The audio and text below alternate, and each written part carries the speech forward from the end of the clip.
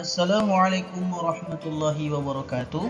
Alhamdulillah anak-anak sekalian, hari ini kita akan melanjutkan pelajaran kita pada pokok bahasan Islam memberikan kemudahan melalui sholat jamak dan qashar. Sebagaimana kalian saksikan di dalam slide tersebut bahwa kondisi sholat kita itu ada dua macam, yaitu kondisi kita ketika lagi bermukim atau tidak berpergian, dan kondisi sholat ketika kita berpergian. Maka untuk sholat yang kita lakukan ketika kita lagi berpergian, maka disinilah kita bisa melakukan sholat dengan cara dijamak dan diqashar. Apa saja pengertian dari sholat jamak dan qashar? Mari kita simak di ulasan berikutnya. Kita masuk kepada definisi. Sholat jamak adalah sholat fardu yang dikumpulkan atau digabungkan. Maksudnya, sholat jamak menggabungkan dua sholat fardu dan mengerjakannya dalam satu waktu saja. Sholat jamak boleh dilaksanakan pada waktu sholat yang pertama yang disebut dengan jamak takdim, maupun pada waktu sholat yang kedua atau disebut dengan jamak takhir. Hukum sholat jamak adalah boleh bagi orang yang berada pada kondisi darurat seperti dalam perjalanan jauh. Sedangkan jamak takdim yaitu sholat yang dilakukan dengan cara menggabungkan dua sholat fardu yang dilaksanakan pada saat waktu sholat fardu yang pertama. Contoh, jika kita melaksanakan sholat zuhur dan asar dilaksanakan pada waktu zuhur, demikian juga sholat maghrib dan isya dilaksanakan pada waktu maghrib. Sedangkan sholat jamak takhir adalah sholat yang dilakukan dengan cara menggabungkan dua sholat fardu dan dilaksanakan pada waktu yang kedua atau terakhir. Contoh, sholat zuhur dengan sholat asar kita laksanakan pada waktu sholat asarnya. Demikian juga sholat maghrib dan isya kita laksanakan pada waktu isya. Sekarang kita bahas sholat qashar. Sholat qashar adalah sholat fardu yang diringkas dari 4 rakaat menjadi 2 rakaat. Dengan demikian, sholat fardu yang boleh diqashar adalah sholat zuhur, asar, dan isya. Sedangkan sholat maghrib dan subuh tidak boleh diqashar. Syarat kita melaksanakan sholat qashar yaitu yang pertama, perjalanan yang dilakukan bertujuan bukan untuk maksiat. Yang kedua, jaraknya jauh, sekurang-kurangnya 80 km lebih atau perjalanan sehari semalam. 3. Sholat yang diqashar adalah sholat tunai, bukan sholat yang diqadha atau diganti. 4. Berniat sholat qashar ketika takbiratul ihram. Panduan praktis sholat jamak takdim. Cara melaksanakan sholat jamak takdim zuhur dengan asar. Pertama, kita mulailah memenuhi persyaratan untuk melaksanakan sholat. Yang kedua, bersiap untuk melaksanakan sholat yang didahului dengan iqamah. Ketiga, melaksanakan sholat zuhur 4 rakaat diawali dengan niat untuk sholat jamak takdim pada waktu takbiratul ihram. Contoh lafal niat zuhur untuk jamak takdim adalah usolli fardhu zuhri 4 rakaatin majmu'an ma'al asri jam'a taqdimin mustaqbilal kiblati adaan lillahi ta'ala. Atau boleh juga kita sampaikan dalam hati saja, saya berniat sholat zuhur 4 rakaat dijamak dengan asar dengan jamak takdim menghadap kiblat karena Allah Subhanahu wa taala. Setelah itu, setelah berniat kita lanjutkan sholat zuhur 4 rakaat seperti biasa sampai salam.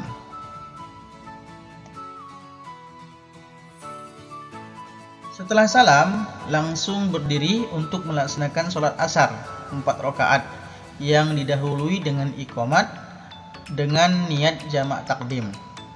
Contoh lafal niat salat asar untuk jamaah takdim adalah usolli fardul asri arba'a raka'atin majmu'an ma'al zuhri jam'a taqdimin mustaqbilal kiblati adaan lillahi ta'ala. Atau boleh juga kita sampaikan dalam hati saja, saya berniat salat asar 4 rakaat di jamak dengan zuhur dengan jamak takdim menghadap kiblat karena Allah Ta'ala. Selanjutnya kita laksanakan salat asar 4 rakaat seperti biasa sampai salam. Nah, berikutnya cara melaksanakan salat jamak takdim maghrib dengan isya, yaitu kita mulai memenuhi persyaratan untuk melaksanakan salat, kemudian bersiap untuk melaksanakan salat yang didahului dengan iqamat, kemudian melaksanakan salat maghrib 3 rakaat diawali dengan niat untuk salat jamak takdim pada waktu takbiratul ihram. Contoh niatnya usolli fardul maghribi 3 raka'atin majmu'an ma'al isya'i jam'a taqdimin mustaqbilal kiblati adaan lillahi ta'ala. Setelah itu kita laksanakan salat maghrib 3 rakaat seperti biasa sampai salam. Sehabis salam langsung berdiri untuk melaksanakan salat isya 4 rakaat yang didahului dengan iqamat dengan niat salat jamak takdim.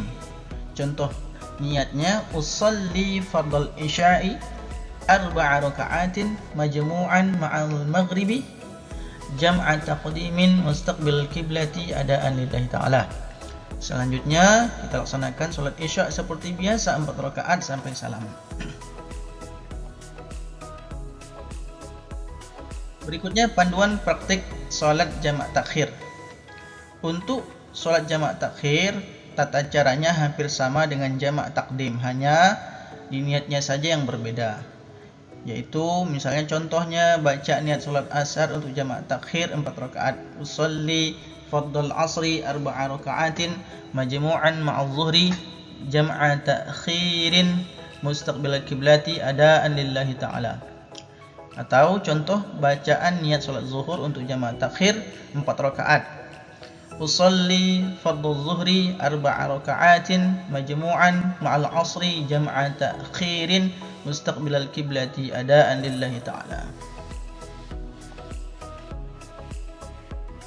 Berikutnya Bapak akan sampaikan panduan praktik salat jamak takdim dan diqashar. Cara melaksanakan jamak takdim diqashar zuhur dengan asar adalah yang pertama memenuhi persyaratan untuk melaksanakan salat, mencuci badan, pakaian dan tempat. Kemudian yang kedua melaksanakan salat yang didahului dengan iqamah. Kemudian melaksanakan salat zuhur. Yang keempat melaksanakan salat zuhur 2 rakaat sampai selesai. Kemudian melaksanakan salat asar 2 rakaat yang didahului dengan iqamat dengan niat salat jamak takdim dan diqashar. Niatnya usolli fardhu zuhri raka'ataini qasran majmu'an ma'al asri jam'a taqdimin mustaqbilal kiblati adaan lillahi ta'ala. Kalau kita lafazkan dalam hati, tidak dilafazkan di lidah, kita lafazkan saja boleh dengan mengucapkan dalam hati, saya berniat menjalankan salat fardu asar 2 rakaat diqashar dan dijamak dengan zuhur dengan jamak takdim menghadap kiblat karena Allah Ta'ala. Kemudian melaksanakan salat asar 2 rakaat sampai selesai.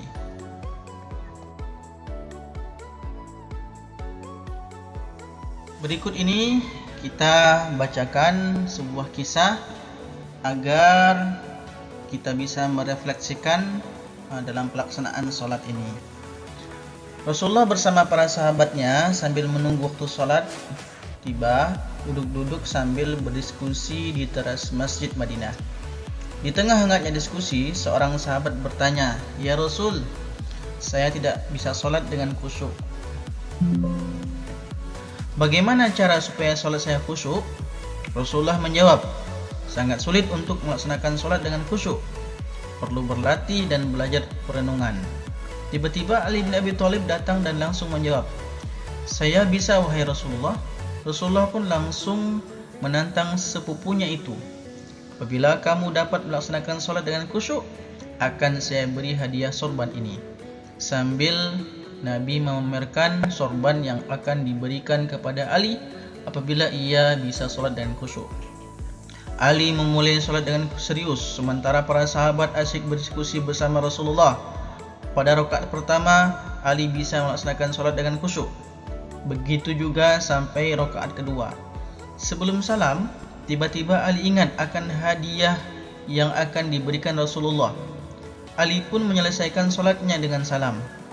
Selesai sholat, Ali langsung menuju Rasulullah dan berkata, pada rakaat pertama sampai menjelang akhir saya dapat melaksanakan dengan khusyuk. Akan tetapi menjelang salam, saya ingat hadiah, jadilah sholat saya tidak khusyuk. Sholat yang khusyuk akan sulit untuk dilaksanakan, tetapi kita harus mencobanya. Orang yang sholatnya khusyuk akan mendapatkan keberuntungan tersendiri. Allah berfirman, sesungguhnya beruntung orang-orang yang beriman, yaitu orang-orang yang khusyuk dalam sholatnya. Semoga kita bisa melaksanakan sholat dengan khusyuk. Amin ya rabbal alamin.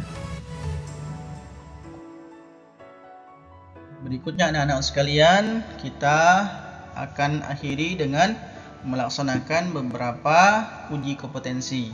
Silahkan ditulis jawabannya di buku latihan kalian. Nanti di akhir sesi akan kita bahas bersama-sama. Sekian dan terima kasih. Assalamualaikum warahmatullahi wabarakatuh.